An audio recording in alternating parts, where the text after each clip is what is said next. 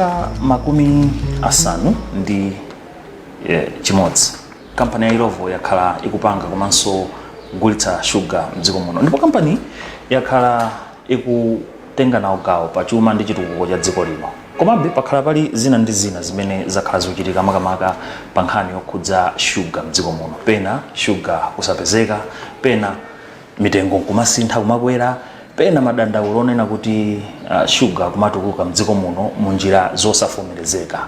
Tikulandireni ku program yapadera pano pa Kanemawa Times pamene tikulankhula ndi Ronald Ngwira amene ndi managing director wa company imene ya Ilovo Sugar Malawi PLC. Tikulandireni program imene zikomo mbiri zaka 60 zapita tsopano chiyambire ntchito kuno ku Malawi, ntchito yokonza komanso kugulitsa sugar. Choyamba mwina ndinene kuti congratulations. 60 years is not a mean achievement. Zakhala zaka zotani zaka 60 zimenezi? Zikomo mbiri. Inde company ya Ilovo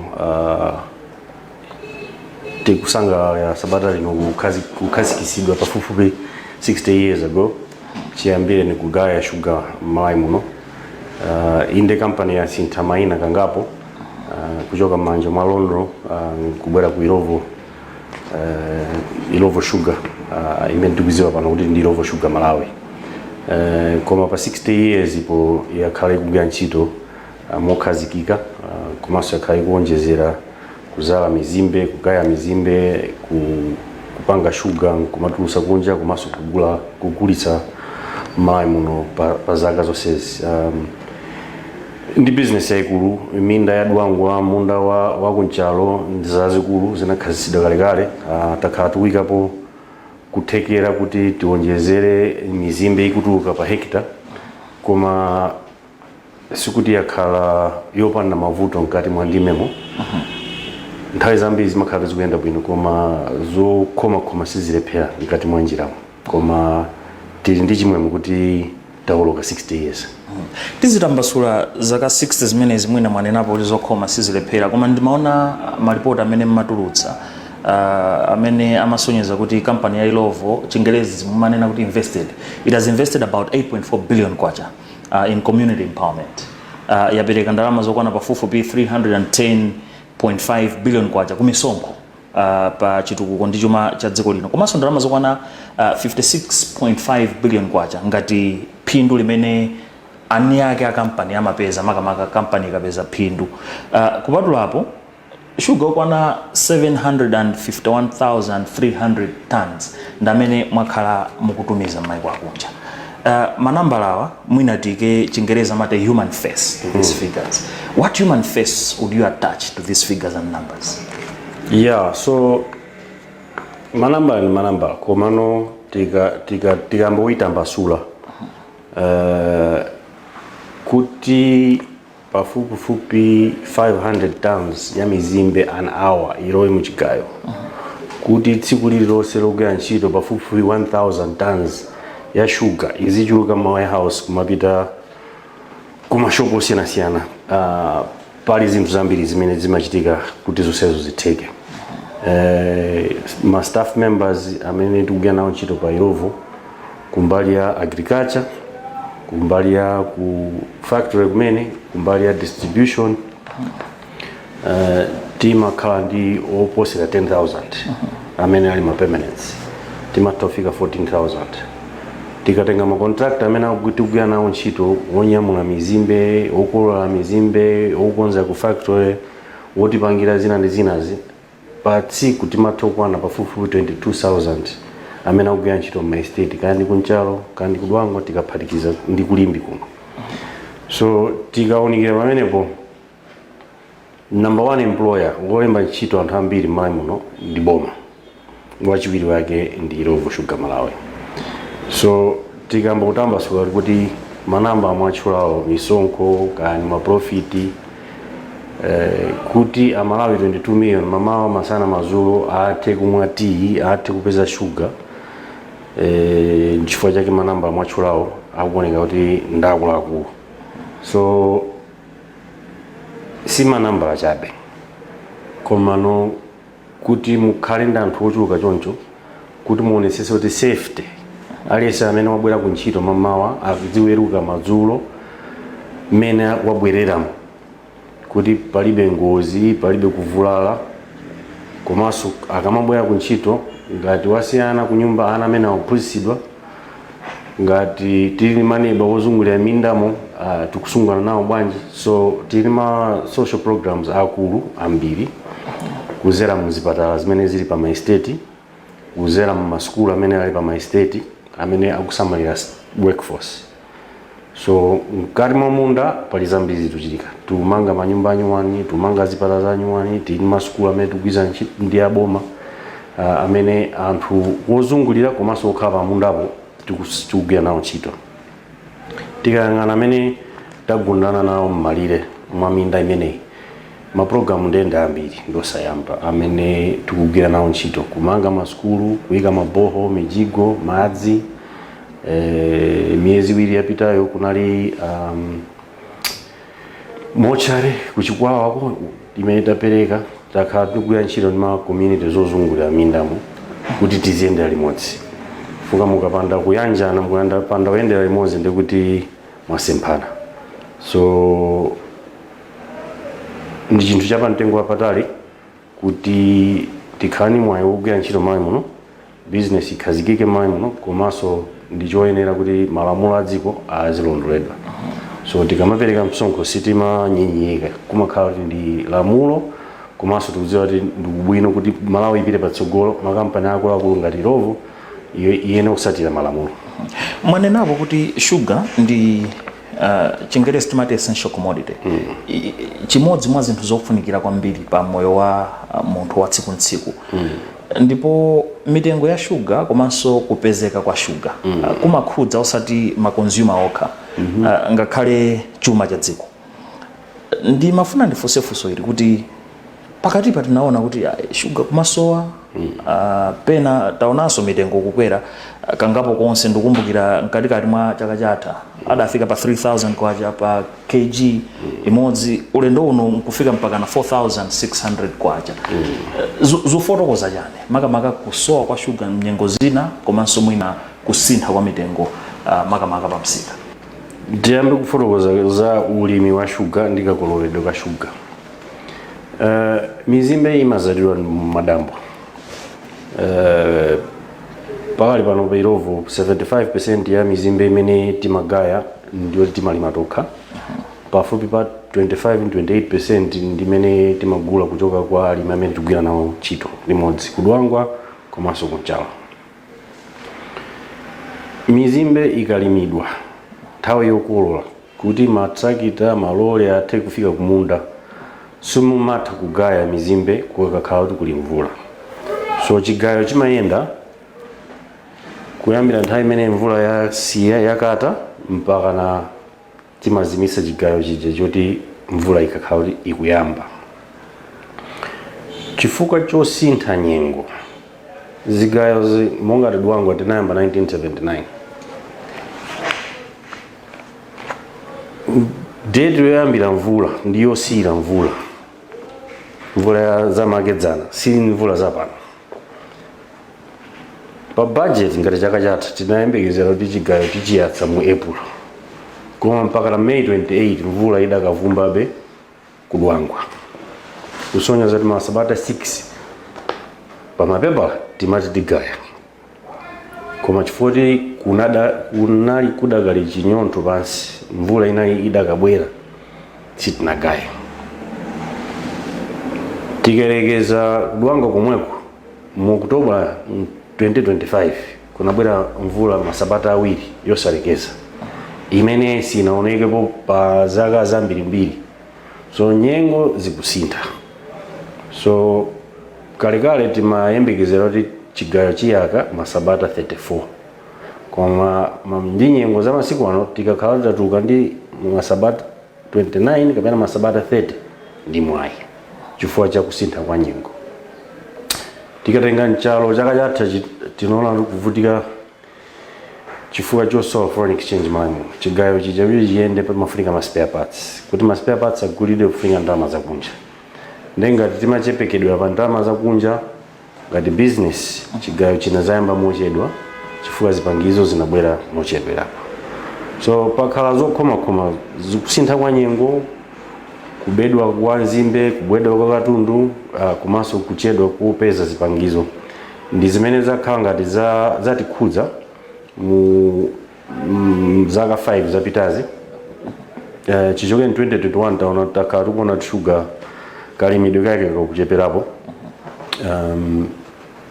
Ndi chimene chakhala ngati chikupangisa kuti mwina sugar asakhalepo ochulukirapo. Pa zifukwa zimene zabomaso nawo anayamba kutiletsa kuti business isatuluse sugar m'malawi muno. Kalekale timatusa 100,000 tons pa chaka. Chaka chatha tinatusa 12,000 only. Kuchoka 120 mpaka 12,000. Ndicho linga kuti sugar apezeke m'malawi muno. Amalawi tikati tidye tikhale ndi sugar okwanira pakati pa 170,000 180,000 tons. Tikaona irovo katulusidwe ka sugar timayandikira ma 220, 230, 250,000 tons. Kusonyeza kuti sugar amene tikutulusa mzigayo mwathu ndokwanira m'malawi muno. Koma chifukwa choti m'malawi muno sugar amachipirapo kusiyana ndi maiko akunja samalimba m'malawi muno. Sugar kapezeka pansika 3,000 ndi ana ake, anthu amagula ndikagulisa panja 4,000 ndi ana ake. Amene akugula panja paja amatenga sugar amene ndikuwoloka, pita nayo ku Mozambique, pita nayo Tanzania, pita nayo Zimbabwe, ndikapanga chuma chochulukirapo. Makagulisa ma 55, ma 6,000, ma 6,500, imene ife tikugulisa 3,600. Sonye zoti sugar wambiri samakhala m'malawi muno, amatulusidwa ndi anthu osiyanasiyana, ang'ono, akulu, akabaza, komanso anthu amayina. Ndipo zifukwa zimenezi m'malawi muno sugar samalimba. Chaka chatha munaona kukweza mtengo wa sugar. Kuti sugar ikwere mtengo pali zinthu zingapo zimene zimaina zibweremo kuti sugar atuluke.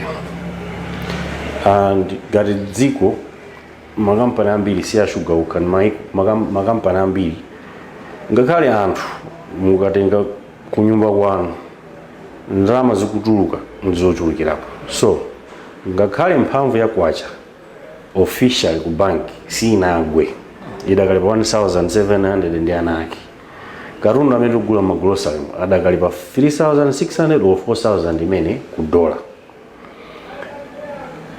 Pazifukwa zimenezi ife tikamagula katundu kuti tilime mizimbe mitengo ya khala ikukwererapo kusiyana ndi mmene dola ilili. Dola yakhala flat, koma chaka ndi chaka ma cost of production masalary mukweza 30%, 40%. Mukamagula bearing tire chaka chino ndukagula chomwe chaka chamawa mupeza mtengo wakwera kwambiri. Pazifukwa zimenezi mitengo ya sugar imene yakweraso chifukwa zimene zikulowamo kuti ulimi utuluke zakwererapo. Komanso zimene ngati kampani tikugwirisa ntchito polima zikukwererapo. Makololedwe zaka 5 zapitazi takhala tikumana ndi zokhoma ziwiri zitatu zinayi. Amalawi yonse akuziwa kuti kunali cyclone Ana, kunali Freddy, kunali Gomba, zonsezo zinatikhudza sizinatisempe. Zaka ziwiri zapitazo kudwangwa kunali mvula yoti inakokolola minda. Komanso chaka chino mu December tinaona zomwezo kuti mvula yowononga inabwera yayikulu. Kusonyeza kuti business kuti ipitirire tatayapo minda yambiri ya zimbe tiwononga ndalama zochulukirapo kuti tizitetese mundawo kumanga ma dikes, kumanga ngalande kuti madzi azituluka mu estate. Ndi zinthu zoti zikutikhudza zikuwonjezera ndalama zimene zikulowa mukatulusidwe ka sugar. So chaka chatha tinawonjezera mtengo wa sugar. Then mu January kunali kusintha kwa VAT kamtengo kanazakwererapo. Kena kwa aboma atakweza mtengo wa mafuta. Nafeso tinaena kuonjezerapo pa mtengo wa sugar chifukwa kuti sugar uchatuluke pamalowa zambiri. Matrakita akumundako, matrakita onyamula katundu chokomena kupita uko. Komanso malole kuti agawe mizimbe agawe sugar m'Malawi monse muno mtengo wena nakwera. So mafuta anakwera ndi 40 chakuti percent, koma ife tinakweza ndi 20 chakuti percent. So zimene zinakhala ngati sitinasangalatsidwe nazo koma zimene kuchitika. Tiyembekezere kuti akweraso pakati pa? Pakali pano ayi. Ngati palibe chimene chitasinthe nkhani ya exchange rate or interest rate pakali pano ayi. I think mu January tinafotokozera Malawi kuti sugar alipo okwanira kukhudzana ndi January, February, March, April. Zikayamba May ndiyoti palibe vuto. Tikachedwa kuti mvula yapitirira ndiyoti mwina tikhozopezeka kuti tili mavuto, koma pakali pano tikayang'ana ma warehouse sugar alipo okwanira. Komanso ndi mmene mitengo ina kuyezedwera pakatipa tikhoza kunena kuti kumbali ya kusiyana mitengo pakati pa Mozambique ndife sitikusiyana kwenikweni. Kusonyeza kuti wasiya kutuluka kupita kumeneko. Kusiyana mitengo pakati pa ife ndi Tanzania kwacheperapo moti sakutuluka wambiri. Koma pakati pa ife ndi Zambia tidakasiyana. Bero Malawi muno ndi bero imene ikugulisidwa kuchipata kumweko tikusiyana pafupifupi 35,000. Kusonyeza kuti sugar kakhala kumchinji kungomuonetsa pa boda paja olokudusa mitengo ya mango anthu ambiri apangapo chuma chochulukirapo. Koma kwina koseko tikhanga titatseka chifukwa chake maona kuti pali zinthu zingapo zimene zachitika chichokera mu December ndikhulupirira pale pano mukhoza nditsimikizira kuti mashopo monse sugar alipo. Would it be fair to say kuti sugar is a political commodity? Chifukwa yani mwina ndufusafuso lichonchi nthawi iliyonse pakasowa sugar pano kapena mitengo ikakwera, there is shivering, especially kwa andale makamaka those that are in government at that particular time. Nkunena kwa bwino kunena kuti sugar is a political commodity. Tikhozochedwa pamene it's not a political commodity, but it gets politicized. Okay. Tikayang'ana Maslow's hierarchy of needs, munthu koyambirira amene kudya, pali zosiyana-siyana zimene pa umoyo zimafunikira. Mafuta akasowa soti ndaliyesa ali ndi galimoto. Ambiri timadalira kukwera njinga za moto, magalimoto, katundu kuti ayende pamafunika mafuta. Mafuta akasowa Amalawi amadandaula, koma amadandaula ndambiri antawuni kapena amene zikwakhudza kumuziko inde zimatikhudza koma sikuti mmene zimakhudzira ena. Koma sugar akasowa chimanga chikasowa ndi mudzi wonse ndi dziko lonse limene limakhala ngati limadandaula. N'chifukwa chake akasowa phokoso limakhala ngati likukwererapo, ndi malingana ndi ntchito yawo andale amene akukhudzidwapo. Kaenda fotokoza bwino zaveka malingana ndi ntchito yawo andale amene akukhudzidwapo. Mwina tipitirize tikapumulira pang'ono. Programu iyi ndi Times Special pano pakanema wa Times. Tukambirana nkhani yokhudza mbewu kapena sugar muno Malawi. Pakatipa tinaona zabiri zinachitika pa nkhani yokhudza sugar. Ndelero tili ndi Ronald Ngwira amene ndi Managing Director wa kampani yopanga sugar mdziko muno komanso kugulitsa sugar ya Ilovo Sugar Malawi. Tibwereso posachedwapa.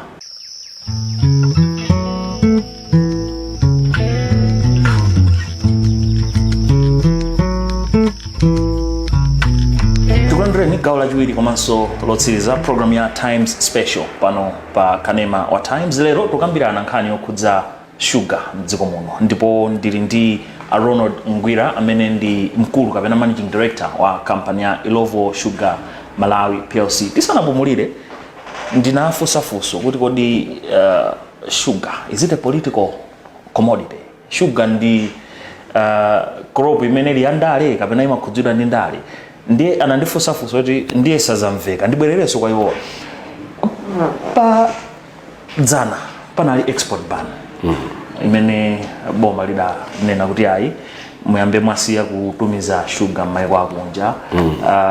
Kwakukulu konseni inali yokhudza kapezekedwe ka sugar mdziko muno. Narrative imene inalipo pa nthawi imeneyo inali yonena kuti ayi you are preferring export market over domestic market. Chifukwa chonena kuti kunjako phindu limakhala la ndiwe yani nzona. So kupanga ban kuti tipange export market kunali kufunika kuonetsetsa kuti sugar akhale mu Malawi muno. Koma sugar amene amatuluka mu warehouse mwathu kupita kwa Malawi anali wobzolera mulingo umene Amalawi amafunikira. So ngati business kuti tiyende, we need fertilizers, we need mankhwala, we need kuti tikonze factory. Chaka ndi chaka kuti chigayo chiyende, we need pafupifupi $45 to $50 million for business as usual. Koma chifukwa chochepekera kutumiza katundu kunja, chifukwa choti wambiri amagulisidwa Malawi muno koma samakhala Malawi muno, company imasowa forex wokwanira. Ndikumbukira na fotokoza kuti chigayo chachiyatsa mochedwerapo, fertilizer tikuthira mochedwerapo, for zipangizo zikubwera mochedwa. So pazifukwa zimene zaboma yapitayo anayamba kukaniza kuti sugar musatumize kunja, zimene zinakhangati zakhudza company kwambiri. Komanso chimawawa chifukwa kuti timadziwa kuti sugar amene akutuluka pa tsiku lina lililonse ndopyolera amene akufunika m'Malawi muno. Koma chifukwa choti anthu adzinyengo odzituma okha, ena amaina, ena opanda maina, aliyense anangulowa business yoti azitusa sugar mosavomerezeka kunja. Koma ife achayana amene tikulimawo amatikaniza kuti titumize kunja. Zakhudza bwanji business yanu ndufusa izimakamaka kumbali ya forex generation. Takhala tunena kuti dziko la Malawi lifunika litachilimika pa nkhani yoti tidzipeza ndalama zakunja zochuluka. Koma ndimaona mafigures anu kumaona kuti pamene munali 2014 nkhani ya forex generation ndi pamene muli pano zioneka ngati mwatsika kwambiri. Mwakhudzidwa bwanji? Ife takhudzidwa chimozimozi mwina Malawi yonse akhudzidwa komanso ma business ena akhudzidwa. Koma ndichomvetsa chisoni because business yathu we used to be self-sufficient. Mizime tikulimayi sugar utuluka kuzigayo sitikuyena kubwera kudzapempha kuti tifuna forex. Tindi mizimbe tindi sugar ukwanira kuti tikozozipangira foreign exchange kuti business ipite patsogolo. Koma chaka chatha chomwechi tinapita kwa amene anapanga invest mu business kukapempha ndalama kuti tingongoleza zikulu kunjako tukanika kulipira amene anatigulisa fertilizer, tukanika walipira amene anatigulisa mankhwala kuli mabiru kuti sanalipiridwe. Koma chifukwa choti mabana anabwera, chifukwa choti macyclone anabwera, timakanika kulipira mabiru akunja. Moti chaka chatha mu August ku September Associated British Sugar kuzera mu Sukoma anatibwereka £45 million ndicholinga kuti tibweze kungolengole zina ndi zina chifukwa choti katundu amene tutusa kunja samayenda. So zinali zomvetsa chisoni kuti zifike mpaka na pamenepo. So we are happy kuti ma conversations amene tikukhala pakali panopa ndi ku finance ndi ku Reserve Bank komanso ku trade tikukambirana kuti pasakhale kuletsana kutulusa koma atuluke mwandundumiko mwake. Komanso tionetsetse kuti Amalawi sitayapanga short sugar. Amalawi inalese kuchoko chitipa mpaka na usanje. Kaya muli kumpherembe, kaya muli kumbalachanda, muthe kulandira sugar. Koma tivomeze ngati ndi sugar wapamwamba tithe kutulusa. Ndicho ngati tigule fertilizer kwa chaka chamawa kuti chaka chamawa sugar sasowe. Chaka china chasasowe. Tigule mapampo ena kuti katundu azipezeka m'Malawi muno. So tapanga zinthu zingapo ngati Rovo Sugar Malawi and my staff members anzanga akhala busy. I think we've done zinthu 3 or 4 zimene zakangati ndikhulupe munditsimikizira kuti sugar pakali pano akupezeka. So choyamba tinaonetsetsa kuti mbuyo mapaketi amakhala 1 kg and 1 kg ndamene samalimba Malawi muno amapeza kuti akukondedwa mu Mozambique, akukondedwa maiko ogunda nawo mpaka na Zimbabwe kumadabado Harare sugar akupezeka pansika ndo Malawi. Akutuka mabasi, akutuka malole, akutulutsidwa ndi wina aliyense. Ndicho lingati apeze forex lakamira South Africa akhalera ali ndi matuta mbala akunjawo. So tinaonetsetsa kuti tiyambe kupanga pack ma half kilos, ma 250 gram, 500 gram, ma 90 gram kuti Malawi inalese ngati ali nkuthekera lero afuna ngomwe walero kaya afuna walero ni wamawa kaya afuna wa mwezi wonse athe kupeza packet ya size yake. So choyamba tinapanga diversify from large packets to small packets. Chinali choyamba chimenechi.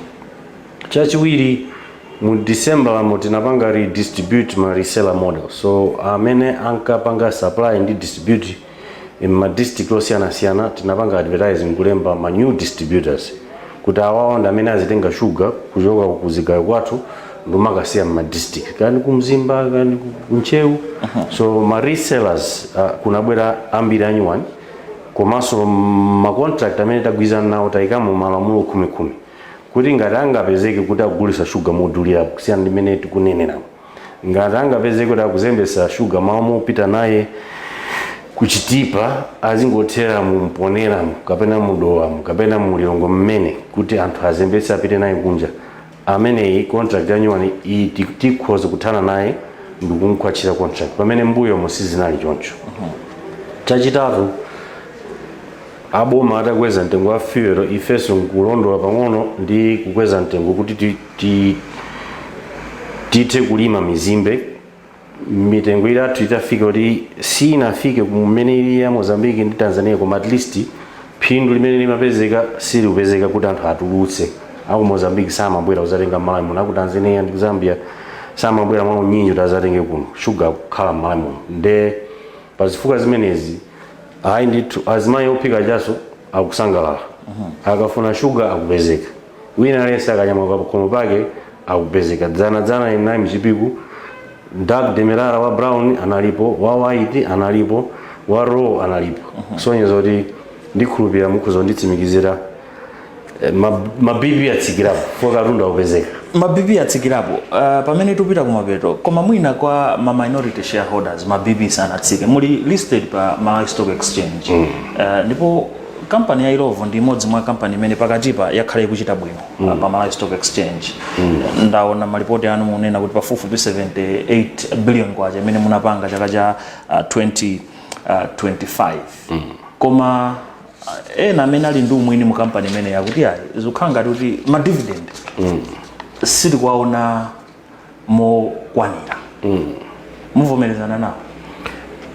Ayi, munthu sakhutisidwa. Nkhani ya ma dividend, ma shareholder cholinga chawo ndi kuti apezedi ma dividend. Ndipo stock exchange yakhala ikugwira ntchito. Stock exchange ya Malawi was one of the best performing stock exchanges muzaka 4-5 zapita 3-4-5, ndipo anthu apezeka ali mabiliyonera. Miracle money. Munthu kuti amayamba umene pezeka kuti pano pale ayi ndithu wakhalira mabiliyoni. Ndi kusintha kwa boma ndi kuyamba kukonza fwa boma limabwereka ndalama zambiri pa mtengo wokwererapo, kusonyeza kuti ngati boma limabwereka pa interest ya 30% ndalama zonse zimapita ku treasury bills.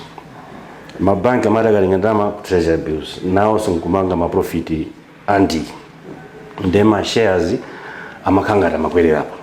So ma shareholders anambo zolowera kuti ndikagula share lero pa 100 kwacha, pakapita miyezi itatu akuyembekeza share imene ikhale 300, chaka chamawa share imene ikhale 3000. Samalabadira kuma dividend, amalabadira kuti ndikagula share ndikugulisa ngati ndayika 1 billion ndituka ku 5 billion chaka chamawa, ndizimene yatumira kumani. Koma mene ayamba kumanga handbrake kuti boma sili kubwereka mmene limabwerekera kale. Mabanki pale pano bakusowa kupita nazo ndalamazi, komanso ma dividend ayamba ma share price ayamba kutsika. Ndipo pa Malawi Stock Exchange muona ambiri atsika. I think ma counters atatu amene sakutsika kukhudzidwa ndi zimene zikuchitika kuma treasury bills. Kusonyeza pakali pano kuli ndalama zambiri Malawi muno. The last 3 weeks aboma apanga advertise ma treasury bills mwina namba ituka 150 billion imene ifuna ipite kuboma, kuma aboma kungotenga 12 pa mtengo wa 16%. Mama 33 aja. So panopa mabanki amothamangiro tipita nazo kuti ma shareholder kuti ngati share price tinagula pa mtengo kutsikirapo ndekuti sitipanga ndalama pa ma shares, tiyang'anire tilabadire ma dividend. Chaka tatuka the last 12 months Irovo yapereka dividend 18 kwacha 50. Chaka chinacho inapereka 5 kwacha. So the share prices will remain strong. The dividends pa 18 kwacha 50 ndi ambiribe mtsogolo dividend iziperekedwabe. So ndimangonena kuti I think anthu focus yawo ikubwerera kuma dividend chifukwa chake mwabweresa dandaulo koma akawunikira kuti inu in 12 months alandira ma dividend 4 ife ngati Illovo tikupira ti zili bwino. Ndimalize ndi funso ili tsogolo ndilotani ndikufunsa funso ili polingalira Chingereza amati volatility of the economy. Chuma cha dziko la Malawi chakhala chikukumana ndi mavuto osiyanasiyana, kusowa kwa forex, kusakhazikika kwa ndalama ya kwacha, komanso mitengo ya katundu pa msika. You are a key player mu chuma cha dziko la Malawi. Mukaona zonse zikuchitikazi tsogolo ndilotani?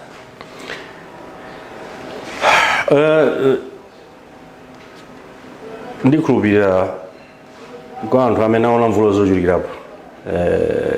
Munthu kale timati tikadwala malungo amatipasa chloroquine. Ndi chloroquine uja timamwa matablets mapilitsi 4 lero 4 mawa kena ku 2 kuti muchire. Mukamwa chloroquine ena amapezeka kuti akuyabwidwa amene amwa Piriton chifukwa zimanyeresa makanda.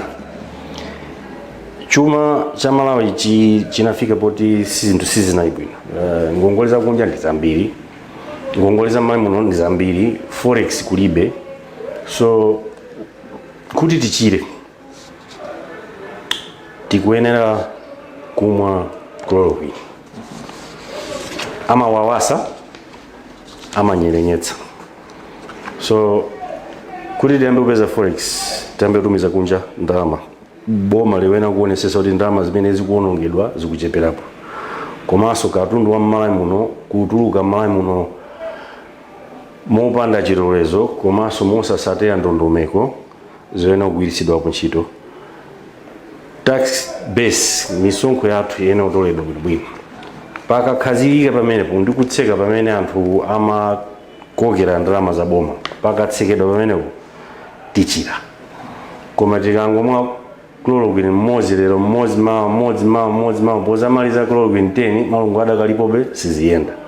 So economy ayamba bwino akupanga zinthu zoyenerera koma tiwene necessary timpange za 442 osati 111 ndeti tichira. Ndikuthokozeni. Mwatambasula bwino tiyamike chifukwa cha nthawi yanu ndithu kutitambasulira kumene Illovo ikuchokera pamene ili ndi kumene ikupita. Tikuthokozeni kwambiri. Sikwamwambie. Pamene ponso pamene tamalizira program yathu ya Times Special pano pa Kanema wa Times. Lero ndi macheza ndi Ronald Ngwira amene ndi Managing Director wa company wa Illovo Sugar Malawi amene timatambasula kuti kodi Illovo company kuchokera kuti ili pati ndipo ikupita kuti. Komanso nkhani yokhudza sugar ndi nkhani imene imakhudza aliyense mdziko muno pafupifupi. Kodi zikuyenda bwanji nanga tiyembekezere zotani mtsogolomo? Malo mwa anzanga onse dzina langa ndi William Kumwembe.